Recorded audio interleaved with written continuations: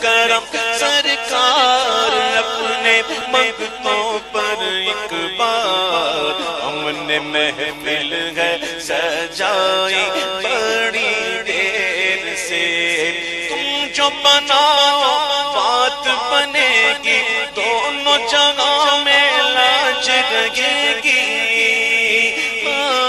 لاج رہے گی لجپال کرم اب کر دو لجپال کرم اب کر دو لجپال کرم اب کر دو منگتوں کی جھولیاں بھر دو ہر دو کاسا سب کا پنجتنی خیر سے اور مشکل جبھی سر پر آئی تیری رحمت آڑے آئی مشکل جب سر پر آئی تیری رحمت آڑے آئی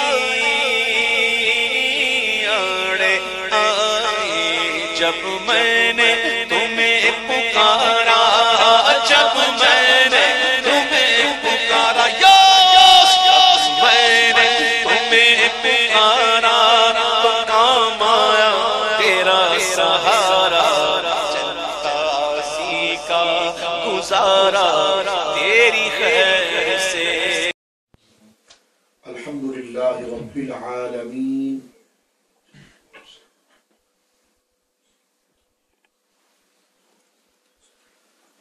الحمدللہ رب العالمین والصلاة والسلام على أشرف الأنبياء خاتم النبيين شفيع المذنبين سيد المرسلين سيدنا وحبيبنا نبينا وكريمنا ومولانا محمد صلى الله عليه وسلم عبده ورسوله بالهدى ودين الحق أرسله أما بعد فأعوذ بالله من الشيطان الرجيم بسم الله الرحمن الرحيم وما أرسلناك إلا رحمة للعالمين آمنت بالله صدق الله العظيم وقال النبي صلى الله تعالى عليه وسلم أنا أول خروجهم في البعث وفي رواية الأخرى أنا أول النبيين في الخلق وآخرهم في البعث أو كما قال عليه الصلاة والسلام ببركة إن الله وملائكته يصلون على النبي يا أيها الذين آمنوا صلوا عليه وسلموا تسليما اللهم صل على سيدنا مولانا محمد وآله وسلم صلاة وسلام عليك يا سيدي يا حبيبي يا رسول الله الصلاة والسلام عليك يا رسول الله الصلاة والسلام عليك يا جد الحسن والحسين الصلاة والسلام عليك يا رحمة للعالمين فمبلغ العلم فيه أنه بشر وأنه خير خلق الله كلهم فانسب إلى ذاته ما شئت من شرف فانسب إلى قدره ما شئت من عظم منزه عن شريك في محاسنه فجوهر الحسن فيه غير منقسم وابيض يستسقى الغمام بوجهه ثمال اليتامى عصمة للأرامل مولا صل وسلم دائما سرمدا على حبيبك خير الخلق كلهم رب اشرح لي صدري ويسر لي امري واحلل عقدة من لساني يفقهوا قولي. اللہ کی حمد و ثنا نبی کریم صاحب الصد تکریم باعث تخلیق ارض و سما صلی اللہ علیہ وآلہ وصحبہ مبارک وسلمہ کی بارگاہ مقدسہ میں انتہائی محبت و عقیدت کے ساتھ درود و سلام پیش کرنے کے بعد تمام تعریف اللہ وحدہ لا شریک کے لیے ہے. میں دل کی عطا گہرائیوں سے مبارکباد پیش کرنا چاہتا ہوں صاحب خانہ کو، ہمارے محترم عابد بھائی کو، کہ اس مبارک اور اس مقدس محفل کا انہوں نے انعقاد کیا، اور بالخصوص حضرت قبلہ صوفی صاحب دام برکاتہ العالیہ اور آپ تمامی حضرات کا کہ آپ تمام یہاں پر شریک ہوئے. اور اللہ رب العالمین جل وعلا کا ہم پر یقین کیجئے بہت ہی بڑا فضل ہے کہ اس نے ہمیں اپنے ذکر کی توفیق عطا فرمائی اور اپنے محبوب کے ذکر کی توفیق عطا فرمائی. ورنہ جس گناہ کے اندر اور جس ظلمت و تاریکی کے اندر ہم پڑے ہوئے ہیں، تو ہمیں کبھی یہ سعادت ہماری عقل کے اعتبار سے نہیں مل سکتی، لیکن ہمارے گناہوں کے باوجود اور ہماری بدکاریوں کے باوجود وہ اللہ رب العالمین جل وعلا ہم پر فضل فرماتا ہے، اور ہم نکموں، ہم ذلیلوں اور ہم بیکاروں کے گناہوں سے اس کی قدرت درگزر کرتی ہے، اور ہماری بخشش کے لیے اللہ رب العالمین ایسے سامان مہیا فرماتا ہے۔ تو سب سے پہلے تو دعا کیجئے کہ جو گناہ ہم سے ہوتے ہیں اللہ رب العالمین اس بزم کے صدقے اسے معاف فرمائے، اور کیونکہ گناہ بڑی غلیظ شے ہے، اس کی وجہ سے ہی عزت کا زوال، شہرت کا زوال، مال کا زوال، بچوں کی پریشانیاں، گھر کی پریشانیاں، یہ سب جو ہے گناہ کی وجہ سے ہوتا ہے، اللہ کی نافرمانی کی بنا پر۔ تو دعا کیجئے اللہ رب العالمین اس محفل میں جو بزرگ موجود ہیں اور جو حضرات موجود ہیں، بالخصوص جو سرکار کا ذکر ہے، اس کی برکت سے اللہ رب العالمین ہمارے اور ہمارے ملنے جلنے والے تمام مسلمانوں کے گناہوں کو معاف فرمائے، اور ہمارے گناہوں کی سزا نہ اللہ ہمیں دے نہ ہمارے بچوں کو دے۔ جب اس نے ذکر کی یہ توفیق دے دی ہے تو اللہ رب العالمین اس توفیق کے صدقے ہمارے گناہوں کو معاف کرے۔ مجھے سرکار دو عالم صلی اللہ علیہ وسلم کے صحابی کی وہ روایت یاد آتی ہے جو جامع المستدرک کے اندر موجود ہے، امام بخاری، امام مسلم اس کی تخریج کرتے ہیں کہ یہ دیکھیے آپ کے ذکر مصطفیٰ کس قدر عظیم ذکر ہے کہ اللہ جسے بخشنا چاہتا ہے اسے اپنے محبوب کی تعریف کا سلیقہ عطا فرماتا ہے اور اپنے محبوبوں کی محبت عطا فرماتا ہے۔ مستدرک کے اندر روایت موجود ہے، سرکار دو عالم صلی اللہ علیہ وسلم کے صحابی ہیں حضرت ابی بن کعب رضی اللہ تعالیٰ، بہت مرتبت اور بہت قدر و منزلت والے صحابی ہیں۔ حضور علیہ السلام نے ایک دن ان سے ایسی پوچھ لیا کہ بھائی ذرا یہ بتاؤ کہ تم پورا دن کیا پڑھتے رہتے ہو اور کیا عمل کرتے رہتے ہو؟ تو انہوں نے بتایا کہ میں پورا دن یہ عبادات اور یہ اذکار، یہ وظیفے میں پڑھتا رہتا ہوں۔ تو سرکار علیہ السلام نے فرمایا کہ تم مجھ پر درود کتنی دفعہ پڑھتے ہو، ذرا یہ تو بتاؤ۔ تو کہا حضور میں دین کے 4 حصے کرتا ہوں، تو 3 حصہ میں اور اوراد و وظائف پڑھتا ہوں، اور 1 حصہ جو ہے وہ میں آپ علیہ السلام پر درود پڑھتا ہوں۔ سرکار نے فرمایا کہ مجھ پر درود اور میری تعریف کرنا تھوڑا تو بڑھا دے گا تو یہ تیرے لیے اچھا ہے۔ تو انہوں نے کہا یا رسول اللہ پھر میں ابھی یوں کروں گا کہ آدھا دن اور ورد و وظائف اور وظیفے پڑھوں گا اور آدھا دن آپ پر درود پڑھوں گا۔ نبی کریم علیہ السلام نے فرمایا کہ اس سے اور تو بڑھا دے تو تیرے لیے اور اچھا ہے۔ تو انہوں نے کہا حضور پھر اب میں 3 حصہ آپ پر درود شریف، آپ کی تعریف و توصیف میں ذکر کروں گا، اور 1 حصہ اور اوراد و وظائف میں۔ سرکار علیہ السلام نے فرمایا اگر اس میں اور اضافہ کر دے تو تیرے لیے بہتر ہے۔ انہوں نے عرض کی، ابی بن کعب فرماتے ہیں کہ میں نے عرض کرتے ہیں کہ میں نے سرکار کی بارگاہ میں عرض کی رسول اللہ پورا دن میں آپ کی تعریف کروں گا، اور پورا دن میں آپ پر درود شریف پڑھتا رہوں گا، اور پورا دن میں آپ کی توصیف، آپ کی شان جو اللہ نے آپ کو عزتیں اور مقام اور یہ شان اللہ نے عطا فرمائی ہے میں اس کو ذکر کرتا رہوں گا۔ تو سرکار نے فرمایا ابی اب یہ تیرے لیے کافی ہے، اس کے صدقے تیرے گناہ بھی معاف ہو جائیں گے اور اللہ تیری مغفرت بھی کر دے گا۔ تو اس سے آپ اندازہ لگائیے کہ جو ہم یہاں پر بزم لگائے بیٹھے ہوئے ہیں، اس کے اوپر یہ حدیث پاک خود موجود ہے کہ سرکار علیہ السلام کا ذکر محبت کے ساتھ کرنا، کثرت کے ساتھ کرنا، یہ بہت بڑی فضیلت ہے۔ اور آپ دیکھتے ہیں کہ قرآن کریم فرقان حمید میں آپ سب عاشق رسول ہیں، نبی پاک صلی اللہ علیہ وسلم سے محبت کرتے ہیں، اللہ سلامت رکھے بزرگوں کے صدقے۔ میرے دوستو یہ بہت بڑی دولت ہے جو بن مانگے اللہ نے ہمیں عطا فرمائی، تو ہمیں اس کی قدر بڑی کرنی ہے، کیونکہ دنیا و آخرت کے اندر سب سے بڑا سرمایہ جو ہے وہ حضور علیہ السلام سے تعلق اور حضور علیہ السلام سے سنگت ہے۔ میں ایک مزاج آپ کو بتا دیتا ہوں، چند جلسوں میں نے ذکر کیا ہے تاکہ ہمیں اپنی تاریخ اور اپنے بارے میں معلومات ہو جائے۔ سرکار علیہ السلام جو ارشاد فرماتے ہیں کہ یہ انسانوں کا جسم، یہ ہمارا جسم بننے سے پہلے اللہ نے ہماری روحوں کو بنایا تھا، یہ بخاری شریف کے اندر موجود ہے، اور اس بات کو نبی پاک صلی اللہ علیہ وسلم کے علاوہ کوئی بیان نہیں کر سکتا، اس لیے کہ یہ انتہائی سر اور اسرار میں سے، انتہائی پوشیدہ، انتہائی مخفی اور انتہائی غیب کی باتوں میں سے ہے جس کو اللہ رب العالمین صرف اپنے محبوب کو مطلع فرماتا ہے۔ اور وہ یہ ہے میرے دوستو کہ ہمارے جسموں کو بنانے سے پہلے اللہ رب العالمین نے ہماری روحوں کو پیدا کیا۔ جب روحیں پیدا ہوئی تو روحوں کے لیے ایک عالم مکان تھا جس کو عالم ارواح کہتے ہیں، اور جب یہ روحیں ہماری جسم میں آ گئی اور ہم اپنے ماں باپ کے ذریعے پیدا ہو گئے تو پھر یہ عالم شہادت ہے، یعنی یہاں پر جو بھی ہم کریں گے اس کی گواہی پھر آگے جا کر دینی پڑے گی۔ پھر اس کے بعد کا جو عالم ہے جو قبر کا ہے، یہ عالم برزخ ہے۔ برزخ کہتے ہیں آڑ کو، جیسے دروازہ ہے، ادھر کیا ہو رہا ہے ادھر کیا ہو رہا ہے، اس کا راستہ یہاں سے، تو برزخ آڑ کو کہتے ہیں۔ یہ دارالآخرت اور دارالشہادت کے درمیان ایک دیوار ہے جہاں پر تھوڑا دیر آپ رکیں گے قبر کے اندر، اور پھر اٹھ کر سب سے آخری دنیا میں آپ جائیں گے اور آخرت کے ایک اور عالم میں آپ جائیں گے جس کو دارالجزا، دارالبقا، دارالآخرت کہا جاتا ہے۔ تو یہ ہمارا طویل سفر جاری ہے۔ اب ہم دوسرے درجے میں آ چکے ہیں، عالم ارواح سے عالم شہادت میں آ گئے ہیں۔ یہاں سے آگے کا سفر جو ہے وہ عالم برزخ کا ہے، اور برزخ کے بعد کے سفر جو ہے وہ آخری اینڈ ہے بس، اور وہ دارالبقا ہے یعنی دارالجزا ہے۔ جو یہاں پر کیا ہے شہادت، جس کی گواہی لکھ دی گئی ہے، اس کے فیصلے وہاں پر ہوں گے۔ اور حضور صلی اللہ علیہ وسلم فرمایا کہ دنیا جو ہے یہ دارالجزا نہیں ہے، یہ دارالعمل ہے۔ یہاں آپ نے صرف کام کرنا ہے،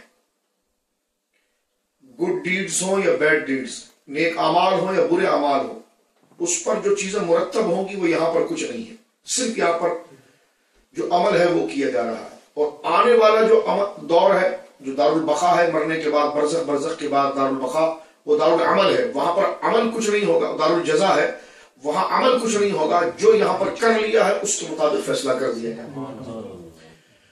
یہ ساری تاریخ مسلمانوں کو یاد ہونی چاہیے۔ اب حضور صلی اللہ علیہ وسلم فرماتے ہیں کہ جسموں میں روح آنے سے پہلے روحیں عالم ارواح میں رہتی تھی، اور یہ جسموں میں آئی نہیں تھی، لیکن وہ جاندار تھی، اس میں حس تھی، معلومات تھی، شعور تھا اس کے اندر۔ تو سرکار علیہ السلام ارشاد فرماتے ہیں کہ روحیں وہاں پر لشکروں کے مان، جس طرح ہم یہاں پر ایک دوسرے سے دعوتوں میں ملتے ہیں، آتے ہیں جاتے ہیں، سب کچھ کرتے ہیں، اس طرح بخاری شریف حدیث سے سرکار فرماتے ہیں کہ روحیں لشکروں کے معنی، ایک حلقوں کے معنی، قبیلوں کے معنی، گروہ کے معنی، جرگوں کی طرح ایک دوسرے سے جڑ کر ملتی تھی۔ اور وہ حدیث پاک کے الفاظ مبارک جو زبان رسالت امام صلی اللہ علیہ وسلم سے جاری ہوئے وہ یہ تھے کہ الارواح جنود مجندہ، روحیں جو ہیں وہ لشکروں کے مانند تھی، جھنڈ تھی، جھنڈ کے جھنڈ، جیسا چڑیاں اور پرندے آسمانوں پر جو اڑتے ہیں جھنڈ کے مانند، اور وہ ایک دوسرے سے آ کر ضم ہو جاتے ہیں، یہ سمندر کی لہریں آپس میں ٹکرا کر ایک دوسرے میں ختم ہو جاتی ہیں۔ تو سرکار شاہ فرماتے ہیں کہ اس طرح روحیں آپس میں لشکروں کے مانند تھی، گھومتی تھی، پھرتی تھی، ملاقاتیں کرتی تھی، سیر کرتی تھی۔ پھر آگے حضور شاہ فرماتے ہیں کہ فما تعارف منہا اقترفا، جو روح اس عالم ارواح میں اس سے جس کی دوستی ہوگی، وہ روحیں اس عالم میں جس کی سنگت میں آ گئی، جس کو پسند کر گئی، تو فرمایا کہ دنیا میں آ کر اسی سے محبت کرنے لگی۔ اور یہ بخاری شریف کی صحیح حدیث ہے، یہ سر الاسرار میں سے، اور فرمایا کہ وما تناکر منہا اختلافا، جو روحیں وہاں پر جس سے اجنبی تھی، جس کو نہیں پہچانتی تھی، تو دنیا میں آ کر اگر وہ بندہ اس کی قریب بھی ہو تو اس کے لیے محبت اس کے اندر پیدا نہیں ہوتی ہے، اور نہ وہ اس سے کوئی مانوس یا محبت پیدا کرتی ہے۔ تو لہٰذا اس بات کا خلاصہ کیا نکلا؟ خلاصہ یہ نکلا کہ محبت اور چاہنا یہ ہمارے آنکھ اور ہمارے دل کا کمال نہیں ہے، یہ ہماری روح کا کمال ہے۔ تو اب آپ اس حدیث کے ضمن میں اس بات کو دیکھیے کہ یہ اللہ رب العالمین کا کتنا بڑا فضل ہے، اور اس میں حدیث پاک میں یہ بھی آتا ہے کہ اللہ نے جسے چاہا اپنے دست قدرت سے روحوں کو جو ایک مجمع کے مانند ہے ایک طرف کر دیا، جس کو ایک طرف کر دیا وہ کلمہ پڑھے گی، اور جس کو ایک طرف نہیں کیا وہ کلمہ نہیں پڑھے گی۔ تو آپ اللہ کا شکر ادا کریں، میں اللہ کا شکر ادا کروں، اللہ ہمارے گناہوں کو معاف کرے اور شریعت کی اتباع کی ہمیں توفیق عطا فرمائے۔ دیکھیے کہ ہمارا کوئی عمل، کوئی دعا نہیں، یہ اللہ نے محض اپنے فضل سے، اپنی مرضی سے ہماری روحوں کو اٹھا کر حضور صلی اللہ علیہ وسلم کے قدموں میں ڈال دیا، کلمہ پڑھنے والوں میں ڈال دیا۔ اگر غور کریں کہ اگر ہمیں اس طرف نہ کیا جاتا، ہمیں وہاں سے اٹھا کر اگر اس طرف نہ کیا جاتا، تو پھر بہت سے لوگ قرآن پڑھنے کے مدعی ہونے کے باوجود اسلام کو قبول کرنی نہیں سمجھ سکے، یا بہت سے لوگ جسم پانے کے باوجود، انسان ہونے کے باوجود، اس دنیا میں پھرنے کے باوجود اللہ کی توحید کو نہیں جان سکے۔ تو قصور کیا تھا؟ قصور یہ تھا کہ ان کی روحوں کی آشنائی نہیں ہوئی۔ تو یہ اللہ کا بہت بڑا فضل ہے کہ اللہ نے محض صرف اپنی مرضی سے جس کی روح کو چاہا اٹھا کر اسلام کے دامن میں ڈال دیا. تو یہ اللہ رب العالمین کا اتنا بڑا شکر ہے کہ ساری عمر اگر سجدے میں پڑے رہیں تو ہم شکر ادا نہیں کر سکتے کہ اس نے اپنے فضل سے ہمیں چن لیا اپنا کلمہ پڑھنے والوں میں اور اپنے حبیب سے محبت کرنے والوں میں. اس بات کو سمجھنے کے بعد اب میں دوسرے مرحلے میں بات لے جاتا ہوں. جس طرح کہ حضرت ابی بن کعب رضی اللہ تعالیٰ عنہ سے حضور نے فرمایا کہ ابی اگر تو میرا ذکر دن میں زیادہ کرے تو تیرے لیے بہتر ہے. اور حضور کا ذکر اللہ کا ذکر ہے کیونکہ حضور علیہ السلام کو تسلیم اللہ کے لیے کیا جا رہا ہے. وہ اللہ کے رسول ہیں, ان کو شان اللہ نے عطا فرمائی ہے, ان کو یہ مرتبہ اللہ نے عطا فرمایا. تو ان کی تعریف دراصل اللہ رب العالمین کی تعریف ہے. بنی ہوئی چیز کی تعریف بنانے والے کی تعریف ہوتی ہے, مصنوع کی تعریف صانع کی تعریف ہوتی ہے. تو یہ کبھی بھی دل میں خیال اگر شیطان لائے تو اس کو جھڑک دینا چاہیے کہ کہیں حضور علیہ السلام کی تعریف سے کہیں اللہ کا ہم تو ذکر ہی نہیں کر پائے. تو یہ بہت ناپاک خیال ہے. پاک خیال یہی ہے کہ حضور کا ذکر ہی خدا کا ذکر ہے, کیونکہ اس کا حکم ہمیں اللہ نے عطا فرمایا. اور جس چیز کا حکم اللہ عطا فرمائے, جس بات کو کرنے کا حکم اللہ عطا فرمائے, جس کام کو کرنے کا حکم اللہ عطا فرمائے, تو وہ کام کرنا اللہ ہی کے لیے ہوتا ہے, وہ اللہ کی مرضی ہی ہوتی ہے. تو اب آپ دیکھیے سرکار دو عالم صلی اللہ علیہ وسلم کی شان و منزلت کیا ہے کہ آپ کی ذات گرامی پر اللہ خود درود پڑھتا ہے. سورۃ الاحزاب کے اندر یہ بڑی مشہور آیت ہے جس کو ہر مسلمان بچہ بڑا سب جانتا ہے. اگر وہ اس آیت کو پڑھ بھی نہ سکے, اس کا پروننسیشن, اس کا تلفظ بھی نہ کر سکے, لیکن اگر اس کے سامنے یہ آیت کوئی قاری صاحب, کوئی مولوی صاحب, کوئی نیک آدمی کر دے تو وہ سمجھ جاتا ہے کہ اس میں حضور کی تعریف ہوئی ہے. اور وہ آیت کیا ہے؟ ان اللہ ملائکتہ یصلون علی النبی یا ایھا الذین آمنوا صلوا علیہ وسلموا تسلیما. کہ بے شک اللہ رب العالمین خود, ان اللہ بے شک اللہ خود, وملائکتہ اور اس کے فرشتے, یصلون علی النبی اس کے نبی پر درود پڑھتے ہیں. یا ایھا الذین آمنوا, اب دیکھیں یہ تعریف کا حکم اللہ نے دیا. اے ایمان والو, اگر تم ایمان والے ہو تو صلو علیہ وسلموا تسلیما, خوب میرے محبوب پر درود و سلام اور تعریف اور سلامتی کے گجرے پیش کرو. تو اب شیطان کا خیال دل میں نہیں آنا چاہیے کہ کہیں ہم نعت کر رہے ہیں, ہم حضور کا ذکر کر رہے ہیں, حضور کی تعریف کر رہے ہیں, تو کوئی ایسا تو نہیں ہے کہ ہم نے تھوڑا دیر ہمیں اللہ کا ذکر کرنا چاہیے تھا, کوئی تسبیح کے دانے پھیرنے چاہیے تھے, اور ہم یہ کیا کرنے لگے. تو یہ شیطانی وسوسہ ہے. دراصل یہ ذکر جو آپ کر رہے ہیں اور یہ مجلس جو آپ نے سجائی ہے, دراصل یہ اللہ کے ذکر ہی کی مجلس ہے. اب اس آیت کریمہ پر علماء نے بہت کچھ لکھا ہے, میں چند باتیں عرض کرنا چاہتا ہوں. سرکار دو عالم صلی اللہ علیہ وسلم کی عظمت و شان یہ ہے کہ حضور علیہ السلام کی تعریف کو اللہ خود بیان کرتا ہے, اور اللہ نے میرے اور آپ کے آقا مدنی تاجدار صلی اللہ علیہ وسلم کو یہ عزت و شان عطا فرمائی ہے کہ اللہ ان کی شان و کرامت کو خود بتاتا بھی ہے, اور جو محبوب سے چڑھ جائے ان کو جواب اللہ خود دیتا ہے. مثال کے طور پر آخر قرآن کریم کی ہر آیت کسی نہ کسی وجہ سے نازل ہوئی, اس کا کوئی نہ کوئی سبب تھا, کوئی نہ کوئی وجہ تھی. قرآن ایسے نہیں اترا, اگر ایسا اترنا ہوتا تو پوری کتاب حضور پر ایک دفعہ اتر جاتی, لیکن تھوڑا تھوڑا تھوڑا تھوڑا کر کے گریجولی جو یہ اترا ہے, اور یہ 23 سال کا عرصہ تقریباً لگ گیا. یعنی حضور علیہ السلام کی وصال مبارک اور رفیق اعلیٰ کے تقریباً 7 دن یا 12 دن پہلے قرآن مکمل ہوا ہے, اور جیسے قرآن مکمل ہوا اس کے 7 دن یا 12 دن حضور علیہ السلام نے دنیا سے پردہ فرمایا اور رفیق اعلیٰ کا سفر فرمایا ہے. یہ ہے تو قرآن جو 23 سال میں اترا, اگر اس کے اترنے کی کوئی وجہ اور کوئی سبب نہیں تھا تو یہ ایک ساتھ اتر جاتا, لیکن تھوڑا, کبھی 2 آیات, کبھی 5 آیات, کبھی 1 رکوع, کبھی 2 رکوع, کبھی 1 سورت یہ اترتی ہے. تو آخر اس کی وجہ کیا ہے؟ اس کی وجہ یہ ہے کہ کوئی نہ کوئی ایسے حالات ہوتے ہیں, کوئی نہ کوئی ایسی بات ہوتی ہے, کوئی نہ کوئی ایسا مطالبہ ہوتا ہے, کوئی نہ کوئی ایسا واقعہ پیش آتا ہے, کوئی ایسی ضرورت پیش آتی ہے جس پر اللہ رب العالمین اپنے محبوب کے دل پر قرآن کی آیات کے ذریعے تعلیم عطا فرماتا ہے. تو اب جب یہ کانسیپٹ ہم سمجھ گئے تو پھر یہاں پر یہ بڑی ضروری بات سمجھنے کی ہے کہ پھر ایسی کیا وجہ پیش آئی کہ قرآن کو یہ کہنا پڑا کہ محبوب ہم تیری تعریف کرتے ہیں, تجھ پر درود پڑھتے ہیں, اور ہمارے فرشتے تجھ پر درود پڑھتے ہیں, اور جو ہے اے ایمان والو تم بھی میرے محبوب پر درود پڑھو اور سلام پڑھو. یہ تو اللہ کے محبوب بات واضح ہے, لیکن یہ بات کہنے کی کیا وجہ بن گئی؟ کیا ایسا واقعہ ہو گیا تھا؟ کیا ایسے حالات ہو؟ کیا کوئی انکار کر رہا تھا؟ کیا کسی نے کوئی بات کر دی تھی کہ جس کی بنا پر قرآن کو یہ کہنا پڑا کہ بے شک اللہ خود اپنے محبوب کی تعریف کرتا ہے؟ تو ہاں, اگر آپ تفسیروں کو دیکھیں تو باقاعدہ ایک ایسا واقعہ پیش آیا تھا جس کی بنا پر اللہ رب العالمین جل وعلا نے اپنے محبوب کریم صلی اللہ علیہ وسلم کی تعریف اور توصیف کو واضح کیا. جب سرکار دیکھا سورہ احزاب مدینہ منورہ میں اتری ہے. یہ مدنی صورت ہے. تو یہ مدنی صورت ہے تو مدینہ منورہ میں حضور کے جو مخالفین ہیں وہ 3 قسم کے لوگ تھے. ایک تو یہودی تھے، دوسرے متعصب قسم کے نصرانی تھے، اور تیسرے منافقین تھے کہ جو بظاہر انہوں نے کلمہ پڑھ لیا تھا، داڑھی پگڑی، حضور کے ساتھ نمازیں پڑھتے تھے. تیسرا گروہ یہ تھا.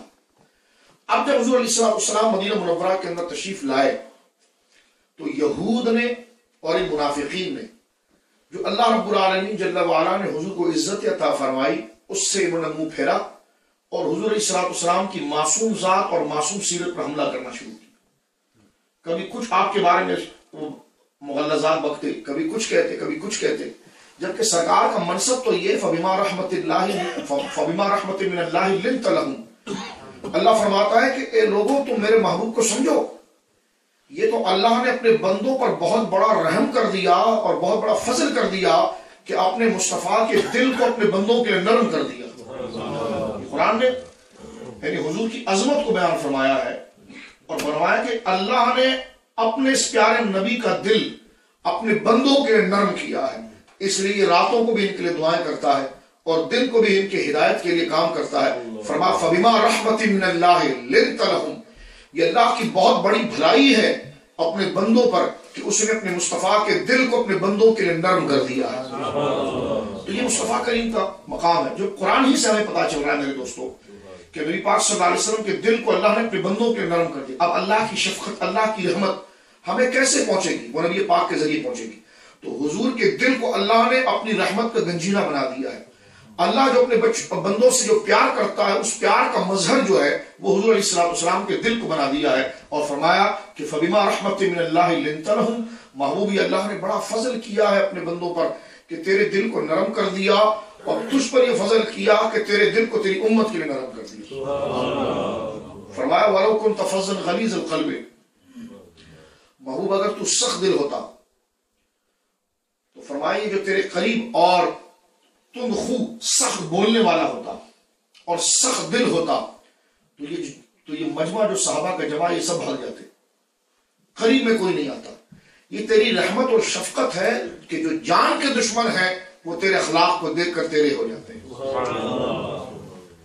حاتم طائی کی بیٹی کو آپ دیکھیے کہ جب وہ گرفتار ہو کر آئی ہے تو حاتم بہت بڑا سخی تھا، آپ جانتے ہیں عرب کا، لیکن بظاہر مسلمان نہیں تھا. حضور علیہ السلام کی بعثت سے پہلے مر گیا تھا، لیکن اس کے کام بظاہر انسانیت کے لیے بہت اچھے تھے. تو اس کا بیٹا نصرانی تھا، وہ حضور علیہ السلام سے دشمنی رکھتا تھا. اب ان کے علاقے میں فتوحات ہوئی اور اس کی بیٹی جو ہے وہ گرفتار ہو کر آئی. بھائی جو تھا وہ بھاگ گیا، یعنی اس لڑکی کا بھائی جو تھا وہ بھاگ گیا اور اس نے کہا محمد صلی اللہ علیہ وسلم تو بادشاہ ہیں اور بادشاہوں کے کنٹرول میں جب کوئی آ جاتا ہے ان کا دشمن تو اس کو چیر پھاڑ دیتے ہیں. لیکن جب حضور علیہ السلام کے سامنے بات آئی اور کسی نے کہا کہ حضور نے عورت کو دیکھا کہ اس کے سر پر دوپٹہ نہیں تھا تو سرکار نے دیکھ کر اپنی توجہ ہٹائی تو کسی نے کہا یہ حاتم کی بیٹی ہے. سرکار نے فرمایا یہ حاتم کی بیٹی ہے. اب حاتم دنیا کے لیے اچھا آدمی تھا. سرکار علیہ السلام نے اپنے کاندھے سے چادر اتاری اور کہا اس لڑکی کے سر پر، فرمایا اس کا باپ بہت اچھا آدمی تھا، حالانکہ اس نے کلمہ نہیں پڑھا تھا. فرمایا اس کا باپ بہت اچھا آدمی تھا. اس لڑکی کے سر پر جب چادر رکھی گئی تو اس نے حضور کے اخلاق اور شفقت کو جب دیکھا اس نے کہا ہم نے تو یہ سنا تھا کہ ان کے پاس جائیں گے تو یہ ہمارے ٹکڑے ٹکڑے کر دیں گے، ہمیں ذبح کر دیں گے، مار ڈالیں گے، لیکن ان کا اتنا اخلاق ہے. سرکار نے اپنی چادر اس بچی کے سر پر ڈالا، اس نے کلمہ طیبہ پڑھی اور حضور نے اس کو آزاد کیا. وہ گئی اور اپنے بھائی سے کہنے لگی کہ تمہیں کسی نے غلط بتایا ہے، میں نے محمد صلی اللہ علیہ وسلم جیسا شفیق اور انسانیت پر رحم کرنے والا نہیں دیکھا. پھر وہ اپنے بھائی کو بھی لے کر آئی اور اس بھائی نے بھی کلمہ پڑھا. تو یہ قرآن کریم کہتا ہے کہ محبوب ہم نے آپ کے دل کو بہت زیادہ جو ہے وہ نرم کیا ہے اپنے بندوں کے لیے تاکہ آپ شفقت اور محبت فرمائیں. اس لیے قیامت کا منظر بھی آپ دیکھیے. روایت میں آتا ہے کہ سرکار علیہ السلام اپنے تہبند مبارک کو اوپر کھینچ کر میدان محشر میں ادھر سے ادھر چل رہے ہوں گے اور اپنے ایک ایک امتی کے لیے دیکھ رہے ہوں گے کہ اس کو پانی ملا کہ نہیں ملا، کہیں فرشتوں کی جانب سے کوئی معاملہ تو نہیں ہے، میزان پر کوئی سختی تو نہیں ہے، پولیس صراط پر کوئی پریشانی تو نہیں ہے. تو یہ سرکار دو عالم صلی اللہ علیہ وسلم کی شفقتیں اور عنایتیں ہیں کہ اس وقت جب ماں ہے نا، ماں سے زیادہ کوئی شفقت والا نہیں ہوتا بچے کا.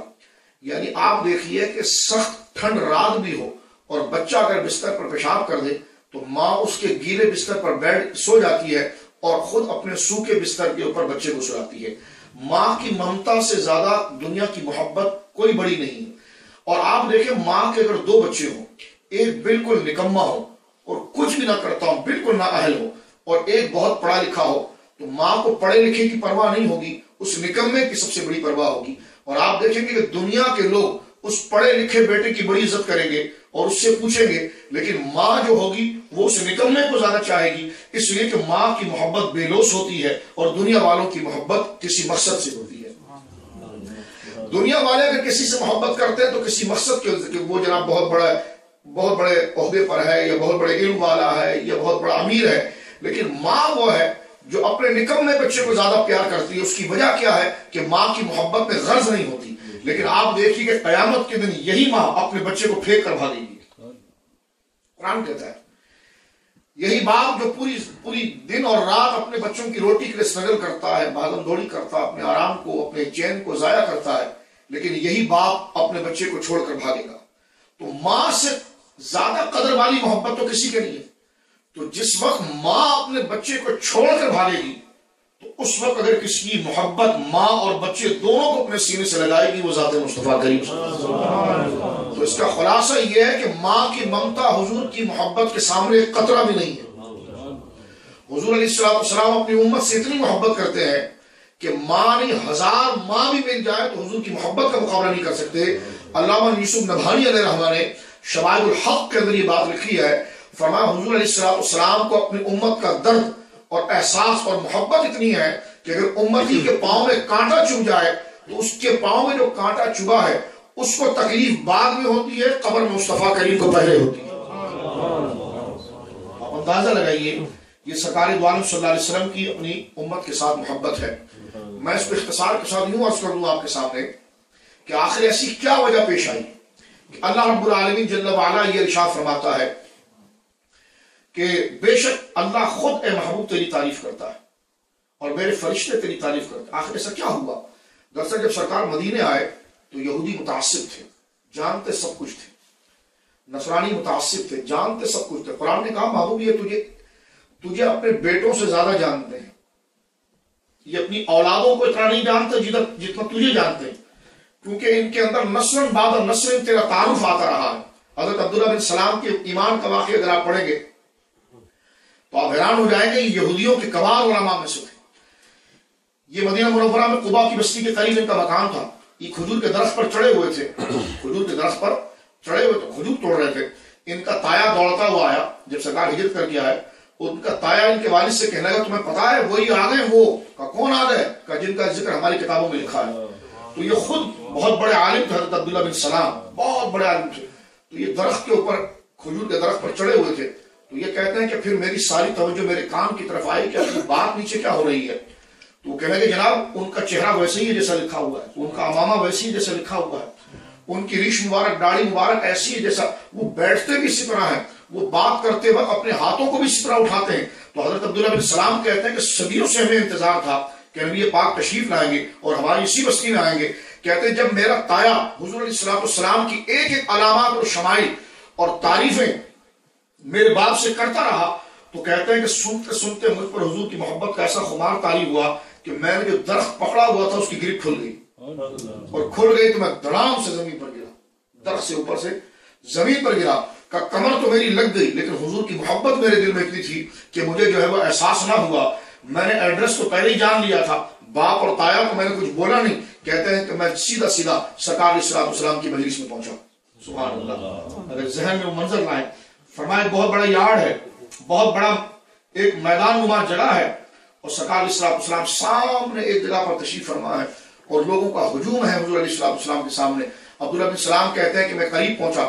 حضرت عبداللہ بن سلام کے دوست ہیں فاروق اعظم نے ایک دفعہ عبداللہ بن سلام کو کہا تھا کہ عبداللہ بن سلام تم تو یہودی تھے تو تم نے حضور علیہ السلام کو کیسے پہچانا؟ تو وہ کہتے ہیں کہ جناب بات دراصل یہ ہے کہ ہماری کتابوں میں ساری علامات لکھی ہوئی تھی، لیکن میں جب مکمل طور پر فزیکل طور پر حضور کے پاس پہنچا تو کہا کہ حضور علیہ السلام کی زبان پر ایک جملہ میں نے سنا اور میں نے کہا یہ نبی کے علاوہ کوئی نہیں کہہ سکتا، اور وہ جملہ یہ تھا کہ افشوا السلام واطعام الطعام، سلامتی کو عام کرو اور بھوکوں کو کھانا کھلاؤ۔ پھر انہوں نے اس وقت حضور علیہ السلام سے 3 سوالات کیے تھے، وہ میں نہیں ذکر کرتا، 3 سوالات کیے تھے، اور 3 سوالات کے جوابات جب حضور نے عطا فرمائے تو وہ آگے بڑھے، انہوں نے سرکار علیہ السلام کے ہاتھ میں ہاتھ دے کر سرکار کے مرید بھی ہو گئے اور مراد بھی ہو گئے۔ سرکار نے ان سے کہا، یہ مزاج ذرا یہودیوں کا دیکھیں آپ، بخاری شریف میں سرکار نے کہا عبداللہ بن سلام سے کہ عبداللہ تو یہودیوں کا بڑا مولوی ہے اور عالم ہے، ان کے حبائب میں سے، تیری قوم تجھے برداشت کر لے گی کہ تو میرا کلمہ پڑھ چکا ہے؟ وہ کہنے لگا نہیں یا رسول اللہ، میری قوم بڑی متعصب ہے اور یہ بڑے شیطان لوگ یہ برداشت نہیں کریں گے۔ سرکار نے کہا کہ نہیں، شاید ایسا ہو جائے، تو انہوں نے کہا حضور دیکھ لیں۔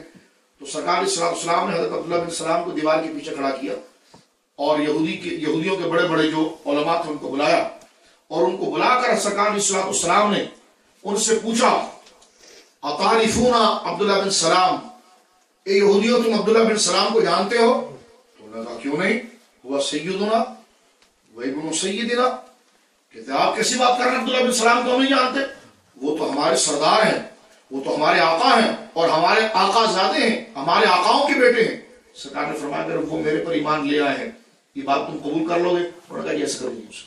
سرکار نے آواز دی عبداللہ باہر آؤ، تو حضرت عبداللہ بن سلام سامنے آئے اور انہوں نے حضور شر رہنا، ابھی تک ان کو آقا اور سید کہتے تھے، لیکن جب عبداللہ بن سلام نے سرکار کے چہرے کو دیکھ کر کلمہ ان کے سامنے پڑھا تو پھر آگے سے گالی دینے لگے کہ یہ تو بدترین آدمی ہے اور یہ تو بدترینوں کی اولاد ہے، اس قسم کی باتیں یہ کرنے لگے۔ تو یہ یہود کا تعصب تھا، جانتے وہ سب کچھ تھے، اس پر میں نے یہ واقعہ آپ کے سامنے پیش کیا۔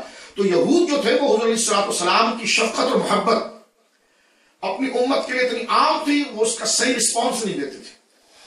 منافقین جو تھے وہ کبھی حضور کے کسی خطبے پر اعتراض کرتے، کبھی کسی بات پر اعتراض کرتے، کبھی کسی شے پر اعتراض کرتے۔ تو اس سے جب یہ بات حضور کو پتہ چلتی تو حضور کا دل دکھتا تھا کہ میں ان کو کتنی محبت کے ساتھ، کتنے پیار کے ساتھ ان کو بلاتا ہوں، اپنا آرام چین سکون ان کو جہنم کے آگ سے میں بچانے کی کوشش کر رہا ہوں، یہ آگے سے ایسا رسپانس دیتے ہیں۔ تو جب حضور علیہ السلام کا دل غمگین ہوا تو اللہ نے جواب دیا محبوب یہ مٹھی بھر گندے لوگ اگر تیری تعریف نہ کریں تو کیا کرتا ہے؟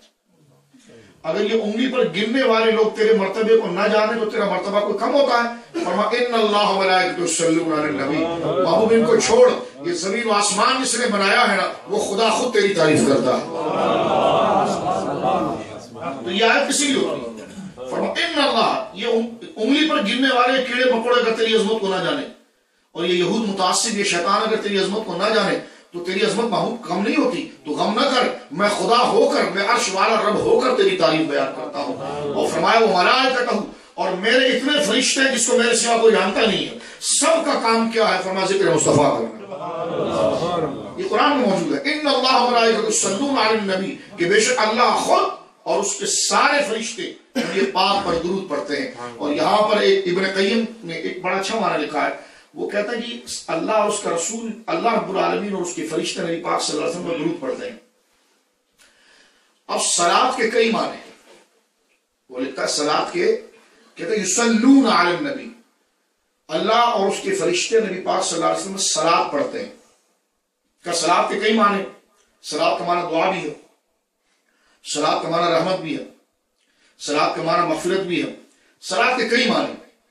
ابن قیم کہتا ہے لیکن اس آیت میں معنی یہ بنتا ہے کہ اللہ اپنے محبوب پر درود پڑھتا ہے تو فرمایا نہ یہاں پر رحمت کا معنی بنتا ہے، نہ یہاں پر مغفرت کا معنی بنتا ہے، نہ یہاں پر دعا کا معنی بنتا ہے، نہ یہاں پر کسی اور شے کا معنی بنتا ہے، یہاں پر معنی بنتا ہے تعظیم کا۔ اور معنی یہ ہوتا ہے کہ بے شک اللہ خود اور اس کے فرشتے محبوب کے تعظیم اور اکرام کو ذکر کرتے ہیں۔ یہ مرتبہ ہے مقام حضور علیہ السلام کا۔ اور بخاری شریف اگر آپ کتاب التفسیر دیکھیں نا، اسی آیت کے تحت امام بخاری نے ایک بڑا پیارا جملہ نقل کیا ہے، ایک امام حدیث کا واقعہ انہوں نے نقل کیا کہ اللہ رب العالمین جل وعلا مصطفیٰ کریم پر درود پڑھتا ہے، تو فرمایا اس کا کیا مطلب ہے؟ تو امام بخاری نے کتاب التفسیر کے اندر وہ حوالہ لکھا ہے، فرماتے اس کا معنی یہ کہ صلاۃ اللہ ثناؤہ عند الملائکہ، اللہ کا صلاۃ پڑھنے کا معنی یہ ہے کہ فرشتوں کا مجمع ہوتا ہے، اللہ بھی اور اس کے فرشتے بھی مصطفیٰ کی ثنا و توصیف کر رہے ہیں۔ سبحان اللہ، سبحان اللہ۔ آپ دیکھیں کہ اللہ بھی ثنا کر رہا ہے اور فرشتے بھی ثنا کر رہے ہیں، اللہ بھی ذکر کر رہا ہے، اللہ بھی ذاکر، فرشتے بھی ذاکر، اور مذکور کون ہے؟ حضور. اور ذکر کیا ہے؟ حضور کی عظمت کا. بلا تشبیہ. میں مثال نہیں دیتا لیکن بالکل اسی طرح کی مجلس ہے بلا تشبیہ کہ فرشتے جمع ہو کر بیٹھتے ہیں اور اللہ رب العالمین اپنے شان شان جلوگر ہوتا ہے. رب خود ذکر کرتا ہے، فرشتے اس کو سن کر ذکر کرتے ہیں. اور ذکر کس کا ہوتا ہے؟ آمنہ کے لال، میرے اور آپ کے آقا جناب رسول اللہ صلی اللہ علیہ وسلم. تو آپ اندازہ لگائیے یہ ذکر کتنا بزرگی والا ہے کہ جس کے لیے اللہ محفلیں سجاتا ہے. اور ایک بات میں یہاں پر عرض کر دوں کہ اللہ کے کام میں انقطاع نہیں ہے. یعنی ایسا نہیں ہے کہ اللہ کوئی کام کر رہا ہے پھر وہ ختم. جیسے ہماری مجلس 1 گھنٹے کے بعد ختم ہو جائے گی، 2 گھنٹے کے بعد ختم ہو جائے گی، 4 گھنٹے کے بعد ختم ہو جائے گی. تو جو چیز اپنے کام، جو کام شروع ہو کر ختم ہو جائے اس کو ہمارے وہاں علم کلام میں کہتے ہیں حادث. اور اللہ کی صفت کے اندر حدوث نہیں ہے. اللہ کی صفت جو ازلی ہے. اللہ کے کام کی نہ کوئی ابتدا ہوتی ہے نہ انتہا ہوتی ہے، کیونکہ ابتدا اس کام کی ہوتی ہے جو پہلے نہیں ہوتا، اور انتہا اس کام کی ہوتی ہے جو بعد میں نہیں ہوتا. تو اب آپ اس قاعدے کو اگر ذہن میں رکھیں تو بات واضح ہو جاتی ہے کہ اللہ جب خود حضور کا ذکر کرتا ہے تو پتا چلا کہ جب کچھ نہ تھا تو مصطفیٰ کا ذکر تھا، جب کچھ نہیں ہوگا مصطفیٰ کا ذکر ہوگا. اور اس تسلسل کے ساتھ ہوگا کہ جس میں نہ ابتدا ہے نہ انتہا ہے، کیونکہ یہ فعل الہی ہے، اور فعل الہی جو ہے وہ ازلی ہوتا ہے، وہ حادث نہیں ہوتا. نعرہ تکبیر، نعرہ رسالت، نعرہ حیدری، شمشیر اہل سنت. آپ اندازہ لگائیے اس ذکر کی بزرگی کتنی ہے. اب میرے اور آپ کے لیے اس میں ایک نصیحت ہے، وہ دوسرے حصے میں. یہ تو اللہ رب العالمین اپنے محبوب کا مرتبہ بتا دیا، اور میں اس پہ گفتگو ختم کروں گا کہ ہمیں کیا رسپانس دینا ہے ذات مصطفیٰ کریم صلی اللہ علیہ وسلم. تو دوسرے حصے میں ہمارے لیے وصیت ہے. فرمایا یا ایھا الذین آمنوا صلوا، اے ایمان والو تم بھی میرے محبوب کی تعظیم و توقیر. جملہ بولو تو شائستہ، ادب والا، عزت والا، اس میں بے ادبی کی بو تک نہ ہو، شائبہ تک نہ ہو. فرمایا یا ایھا الذین آمنوا صلوا، اس اعتبار سے تم ذکر کرو. وسلموا تسلیما، عموماً اس کا معنی ہم یہ کرتے ہیں کہ وسلموا تسلیما اور میرے محبوب پر سلام بھی پڑھو، لیکن قاضی بیضاوی نے اس کے ایک بڑا پیارا معنی لکھا ہے. فرمایا یہ جو وسلموا تسلیما ہے یہ سلامتی سے ہے. یعنی اللہ ہم سے وعدہ لے رہا ہے کہ مجھ سے وعدہ کرو کہ تم میرے محبوب کو مکمل سلامتی دو گے. تمہاری زبان سلامتی دے گی، تمہاری آنکھیں سلامتی دیں گی، تمہارے قدم سلامتی دیں گے، تمہارے ہاتھ سلامتی دیں گے، تمہارا قلم سلامتی دے گا، تمہاری فکر سلامتی دے گی، تمہاری آواز سلامتی دے گی، تمہاری طاقت و مال ہر شے. سلامتی سے مراد کیا ہے؟ یعنی اللہ وعدہ لے رہا ہے وسلموا تسلیما، اے میرے بندوں مجھ سے وعدہ کرو کہ نہ تمہاری زبان بے ادبی کرے گی، نہ تمہاری آنکھیں بے ادبی کرے گی، نہ میرے محبوب کو تمہاری زبان سے کوئی نقصان پہنچے، نہ آنکھوں سے کوئی نقصان پہنچے، نہ قلم سے کوئی نقصان پہنچے، نہ طاقت سے کوئی نقصان پہنچے، نہ مال سے کوئی نقصان پہنچے. فرمایا وسلموا تسلیما، میرے بندوں مجھ سے وعدہ کرو کہ تم اپنے ہر طریقے سے میرے محبوب کو سلامتی کا اعلان کر رہے ہو. اس آیت کے اندر ایک حصے میں سرکار کے مرتبے اور مقام کا ذکر ہے، اور دوسری آیت کے حصے کے اندر ہم سے وعدہ لیا گیا ہے کہ تم اپنی ہر چیز میرے محبوب کے ذکر کی سلامتی کے لیے، ان کی تعظیم کے لیے، ان کی عزت کے لیے صرف کرو گے. اور اس بات کا مجھ سے وعدہ کرو کہ تمہارا قلم، تمہاری زبان، تمہارا انداز اور تمہارا کوئی بھی چیز میرے محبوب کے لیے اذیت کا، تکلیف کا باعث نہ بنے بلکہ سلامتی بنے. اور قرآن کریم نے اسی کو ذکر کیا وَيُسَلِّمُوا تسلیما، کہ میرے محبوب علیہ السلام کی پر سلام پڑھو سے مراد کہ تم سلامتی دو. تو اس آیت کریمہ سے آپ اندازہ لگائیے ذات مصطفیٰ کریم صلی اللہ علیہ وسلم کی بزرگی کا، توقیر کا، کہ اللہ رب العالمین آپ کا خود ذاکر ہے.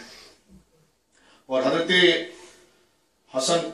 حسان ابن ثابت رضی اللہ تعالیٰ حضور کے نام مبارک پر ایک بڑا پیارا جملہ کہتے ہیں وَشَقَّ لَهُ الْإِسْمُ مِنْ اسْمِهِ لِيُجِلَّهُ فَذُو عَرْشٍ مَحْمُودٌ وَهَذَا مُحَمَّدٌ.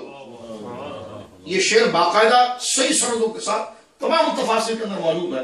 سرکار کے سامنے نے ذکر کیا اور کہنے لگے یا رسول اللہ آپ کا نام محمد ہے صلی اللہ علیہ وسلم، اور رب کا نام ہے محمود. اب محمود دیکھیں یا محمد کو دیکھیں صلی اللہ علیہ وسلم عز و جل، تو ان دونوں کا مادہ اشتقاق حمد بنتا ہے. محمد بھی ہم سے بنا ہے اور محمود بھی ہم سے بنا ہے. حامیم دال، حامیم دال، اس کا معنی محمد جو ہے یہ بھی اسی سے بنا ہے لفظ، اور محمود جو ہے اس کا بھی مادہ اشتقاقی ہے.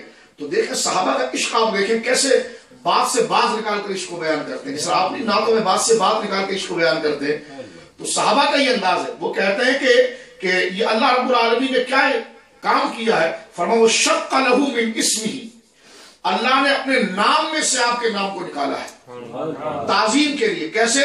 فرمایا فَذُو عَرْشٍ مَحْمُودٌ وَهَذَا محمد، فرمایا وہ عرش والا محمود ہے اور آپ محمد ہیں. فرمایا اللہ نے آپ کو اتنی بزرگی عطا فرمائی کہ اپنے نام میں سے آپ کا نام نکالا، اپنا نام بھی حمد سے رکھا اور آپ کا نام بھی حمد سے رکھا. تو محمود بھی حمد سے ہے اور محمد بھی حمد سے ہے. تو اس سے آپ اندازہ لگائیے صلی اللہ تعالی وسلم عز و جل، تو اس سے آپ اندازہ لگائیے کہ اللہ رب العالمین کا نام اور حضور کا نام ایک ہی طریقے سے. تو اس کو باقاعدہ اور باضابطہ طور پر صحابہ نے محسوس کیا اور اس کو ذکر کیا، اور سرکار نے اس کو منع نہیں کیا. یہ مبالغہ ہے، یہ ضابطی ہے، اتنا آگے نہیں بڑھنا چاہیے، بس اتنا رہنا چاہیے. یہ کہا تم ہر بات کی کھال نکال رہے ہو، نہیں، بلکہ حضور نے اس کی اجازت فرمائی اور حضرت حسان کو دعائیں دی، جس سے یہ ثبوت ملا کہ حضور علیہ السلام کے کسی بھی قرآن کی آیت لے کر اس کے معنی نکالنا خوبی سے خوبی درجے پر اس کو لے جا کر حضور کی تعریف کو بیان کرنا، یہ حضور علیہ السلام کے تعریف کو بیان کرنے سے اللہ رب العالمین خوش ہوتا ہے. ہاں یہ الگ بات ہے کہ نہ کوئی حضور کو خدا کا بیٹا کہتا ہے نہ اللہ کہتا ہے. تو جب یہ نہیں کہتا تو پھر اس آیت کے معنی وَأَنْتَ حِلٌّ بِهَٰذَا الْبَلَدِ وَالضُّحَىٰ وَاللَّيْلِ إِذَا سَجَىٰ، زلفوں کا معنی کرنا، چہرے کا معنی کرنا، تو اس کی باریکیوں کی طرف چلے جانا اور ہر آیت جو حضور کی تعریف میں اس سے اس تک کے نقطے نکالنا جہاں سے حضور کی ایک ایک شان ظاہر ہو، یہ حضور کو بھی پسند ہے اور یہ صحابہ کی بھی ادا ہے اور اللہ بھی اس کو چاہتا ہے. اللہ رب العالمین ذکر مصطفیٰ کے صدقے جو حضور علیہ السلام نے حضرت ابی بن کعب کو یہ بشارت فرمائی تھی کہ ابی تو نے میرا ذکر کیا، اب بس یہ تیرے لیے کافی ہے، تیرے گناہ بھی بخش دیے گئے اور خدا تجھ سے راضی بھی ہوا. دعا کرو اللہ رب العالمین اس کا حصہ ہمیں بھی عطا فرمائے اور وہ کرامت شان اللہ رب العالمین ہمیں بھی عطا فرمائے. ہمارے بھی گناہ اس ذکر سے معاف ہو جائے، ہمارے ماں باپ کے گناہ معاف ہو جائے، ہمارے بچوں کے گناہ معاف ہو جائے اور یہ ذکر ہمارے لیے کافی ہو جائے. کافی سے مراد یہ چھوٹا سا جملہ ہے لیکن جوامع الکلم ہے کہ بس ابی بس خاموش ہو جا.